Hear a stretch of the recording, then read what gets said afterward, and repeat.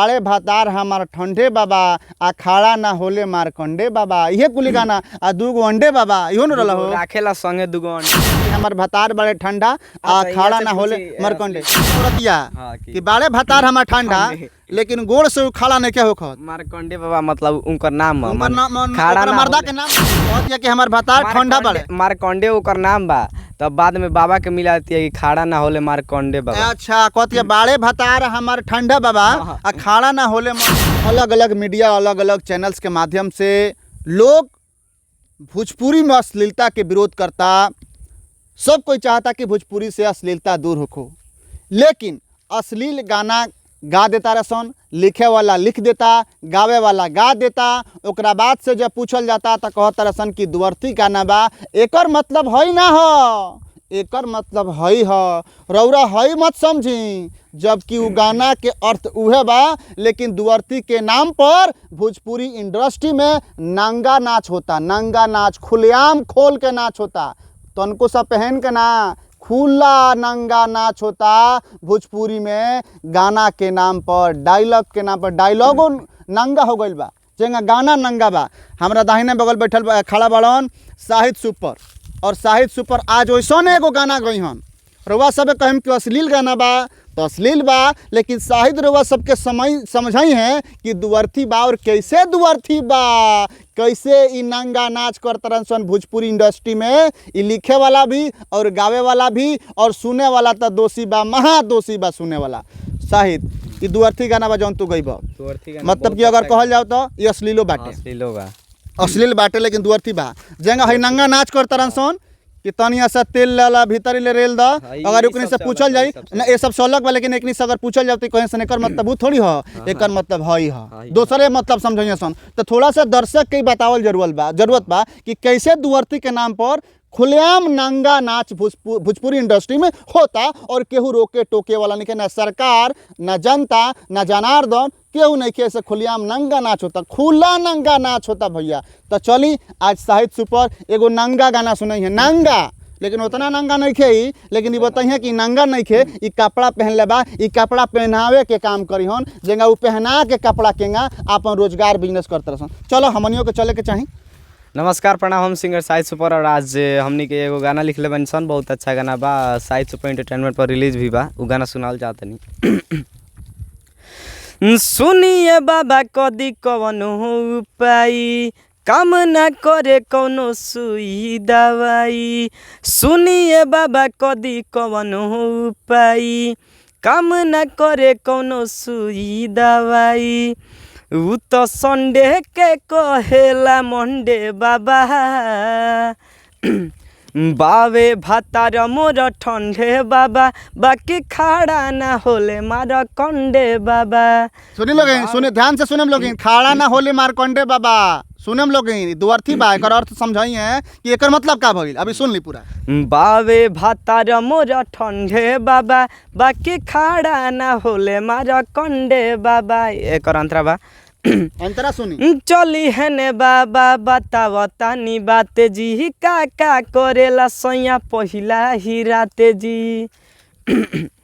चली है ने बाबा बतावतानी बाते जी, का करेला सैया पहिला ही राते जी। उतरा खेला संगे दुगो अंडे बाबा, अंडे बाबा का जिक्र बा, एकर बताइए कि अंडे का। हाँ चलो। बावे भातार मोर ठंडे बाबा, बाकी खाड़ा ना होले मारकंडे बाबा। बावे भातार मोर ठंडे बाबा, बाकी खाड़ा ना होले मारकंडे बाबा। एक दूसर का अंतरा बा, दूसर का अंतरा सुनी, ओकरा बाद एकर क्लैरिफिकेशन होई। अगर अर्थ समझिए शाहिद।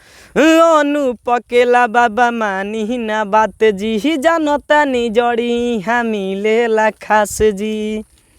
अनुपकेला बाबा मानी ना बात जी, जानता नी जड़ी हामी लेला खास जी। शाहिद सुपर के देला रोजे फंडे बाबा, बावे भातार मोर ठंडे बाबा, बाकी खाड़ा ना होले मारकंडे बाबा। बावे भातार मोर ठंडे बाबा बावे भातार मोर ठंडे बाबा बाकी खाड़ा ना होले मार कंडे बाबा सुनिए बाबा कदी कवन उपाई काम ना करे कोनो सुई दवाई उ त संडे के कहेला मंडे बाबा बावे भातार मोर ठंडे बाबा बाकी खाड़ा ना होले मार कंडे बाबा बावे भातार मोर ठंडे बाबा बाकी खाड़ा ना होले मार कंडे बाबा यही है। हाँ तो हमरा के बताओ है जो अंडे कहल है एकर अर्थ समझावा हमरा के।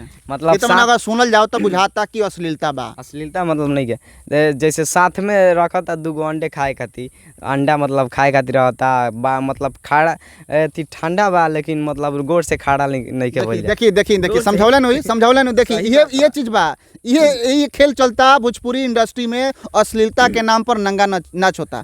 जैसे कि बाबा लगे तब बाबा लगे कहता कि मतलब बावे भातार मोर ठंडे बा लेकिन खाड़ा ना होले मारकंडे मतलब ओकर नाम रहता तो वो खाड़ा गोड़ से नहीं के बोल कहत या औरतिया कि बाड़े भातार हमार ठंडा लेकिन गोड़ से खाड़ा नहीं के होखत मारकंडे बाबा मतलब उनकर नाम खाड़ा मर्दा के नाम बा मारकंडे बाबा कहत या कि हमार भातार ठंडा बाड़े मारकंडे ओकर नाम बा तब बाद में बाबा के मिलाती है कि खाड़ा ना होले मारकंडे बाबा। अच्छा कहत या बाड़े भातार हमार ठंडा बाबा आ खाड़ा ना होले मारकंडे बाबा तो बाबा से कहती है कि मतलब खाड़ा ना होले मारकंडे मतलब ओकर नाम रहता है। लेकिन लेकिन लेकिन लेकिन लेकिन अगर एकरा के देखल जाओ तो अश्लील बा। अगर एकरा के अगर अदर वे में अगर तू इतना समझाओ तर तब न बुझाता कि ना तू समझाओ तर ओकरा मर्दा के नाम रहे हई ओकरा मर्दा ओकरा मौगी के नाम रहे हई तो ऐसे समझ के अंडा दूगो खाला तो अंडा अगर एंगा समझाओ तो अंडा दोसर अंडा हो गई। हाँ अश्लील हो गई। अनूप भैया लिखले बानी अनूप कुमार उपाध्याय जी और ना केहू लिखले बा उससे मतलब नहीं कि हमने के व्यूअर्स के समझावे के प्रयास ऐसे करते सन कि कैसे दुअर्थी गाना के नाम पर भोजपुरी में नंगा ना चलता है। जैसे कि साहिद गाना गौलहन जैसे कि भातार हमार ठंडा बा लेकिन खाड़ा ना होले मरकंडे बाबा मैंने को ओकर मर्दा के नाम मरकंडे बा तो बाबा से कहतिया कि हमार भातार बड़े ठंडा आ खाड़ा ना होले मरकंडे।